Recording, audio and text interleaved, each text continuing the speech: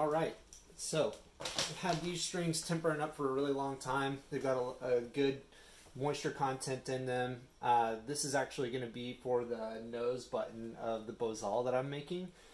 I just sharpened up my blade here on my splitter with the strop, and I'm going to get to taking a little bit of depth off of these at a time. And these are going to have to actually be fairly small because I'm going to do my first 8-string nose button, or I guess 8-byte nose button. I've been told that the 8-byte nose button is one of the things that you should do if you want to do interweaves. So this will be my first attempt at that. So I'll leave that there.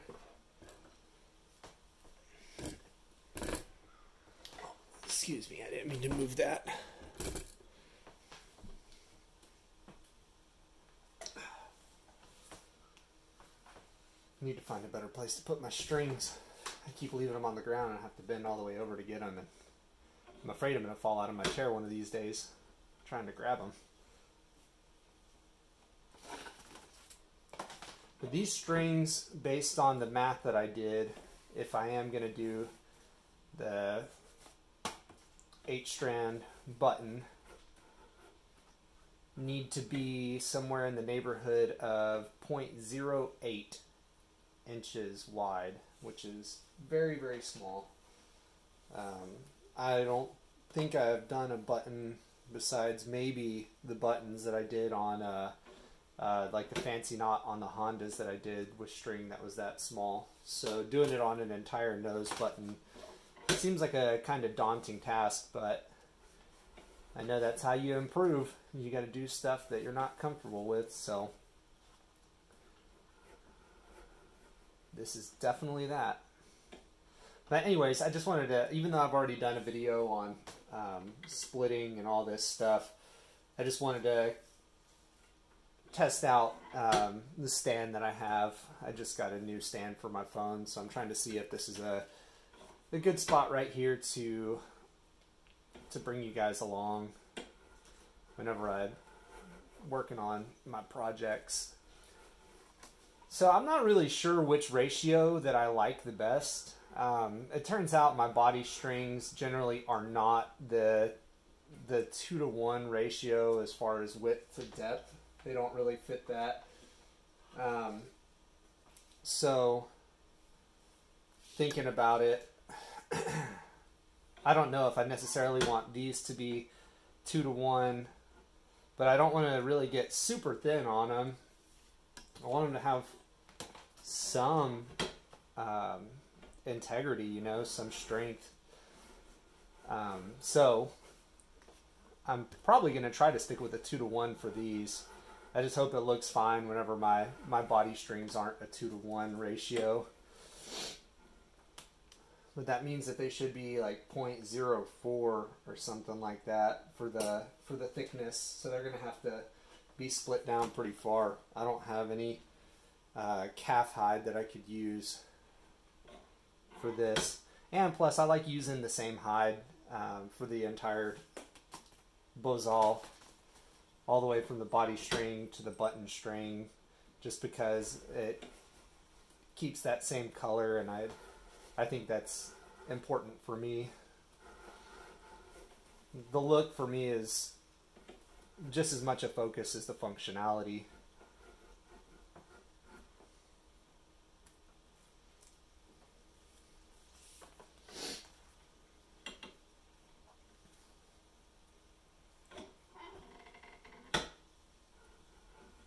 So this is all the same exact thing that we've done before.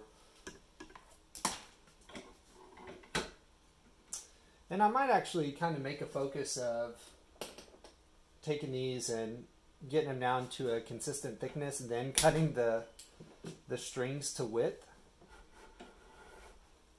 And then splitting the rest of them after the strings have been cut. Just because I think it's a little bit easier on my splitter to run smaller strands through here than this one. This isn't actually that big, but The smaller, the easier the blade handles it, and the better split I feel like I get.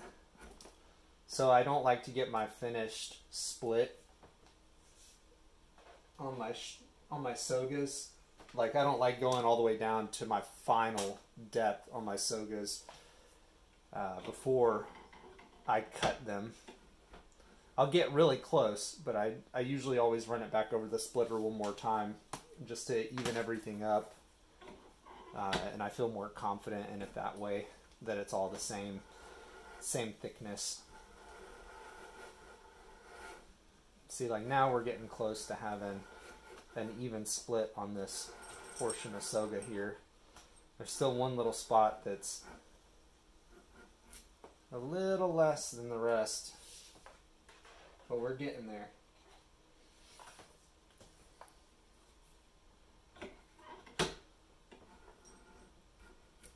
And trying to be this precise and doing it like this does seem to take a fair amount of time, but I'd rather take my time and turn out decent string than not.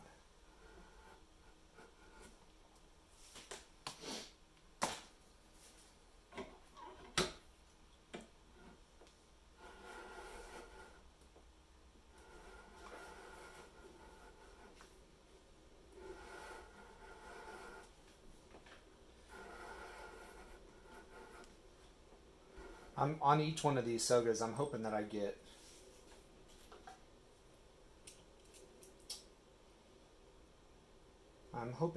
get 3 strands. So this needs to go down a little bit further. It's at 0.055 right now. So we'll go one more. And this is where I'm really going to start kind of testing the waters here, because I don't want to split too much off.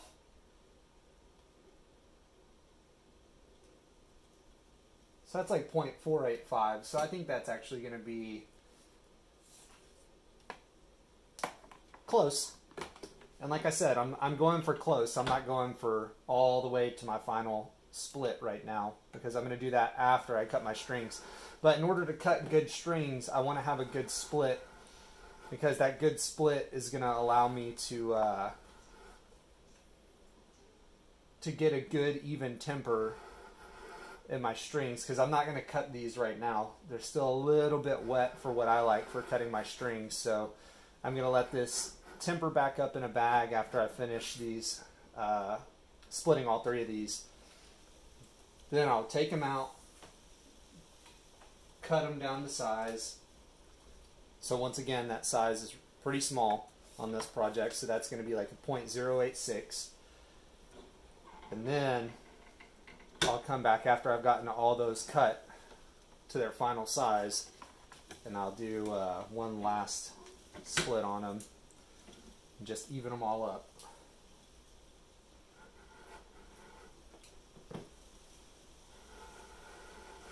And so now you can tell that I am splitting off one solid piece. Now this whole thing is all the same thickness. And that's exactly what we're looking for. That's going to allow that string to temper up really nice and even.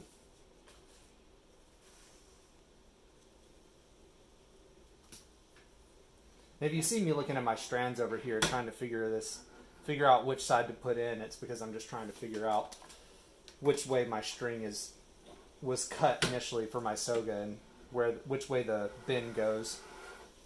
Because as I described in my other videos, I like the bend to be coming off to the left here, so that it feeds into my hand from that direction. I have better control over it than coming from the other direction. Alright, so that's all the splitting that we're going to do there now. And now I'm going to let this all just temper back up in a bag, and we'll get back to it here in a little bit. Thanks for tagging along.